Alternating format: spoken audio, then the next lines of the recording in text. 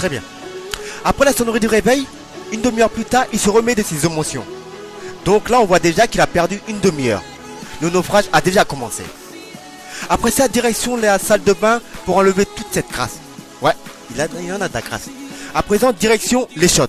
Sur la cuvette, monsieur s'écroule. Bah tiens, tu m'étonnes. Fallait bien y passer un jour ou l'autre, hein. Avec tout ce que t'as accumulé hier soir. Il revient à lui 15 minutes plus tard. En tout, on peut dire qu'il a perdu une heure. Donc, c'est mort. Là, il s'est sauté, obligatoirement. C'est mort. Mais bon, il a fallu que la fameuse phrase pénètre son esprit.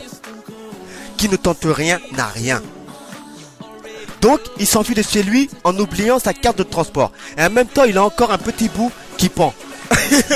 Une petite crotte. La vache, elle va être passionnante la journée. La flemme de prendre un ticket. Et ouais quoi, tu as ta carte chez toi. Et en plus de ça, ils ne sont jamais là les contrôleurs. Ce qui fait que ce jour-là, ils se sont pointés. Moi, je vous l'ai dit que le mec, il est maudit. Ce qui fait que ce jour-là, ils se sont pointés. Il avait les larmes aux yeux. Explication. Le mec, ça fait 5 ans maintenant qu'il est réglo. Pas de fraude, rien. Et pas une seule fois il s'est fait contrôler. En 5 ans, pas une seule fois il s'est fait contrôler. Alors qu'il était en règle. Pas une seule fois en 5 ans. Ouais, parce qu'avant c'était pas ça. Il accumulait les fraudes avant.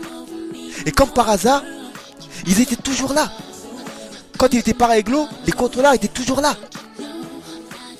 Tu es réglo, ils ne sont pas là. Par contre, le jour où tu as le malheur de ne pas être en règle, là bizarrement ils se pointent. Ça c'est le truc qui fait pleurer. Et il a pleuré.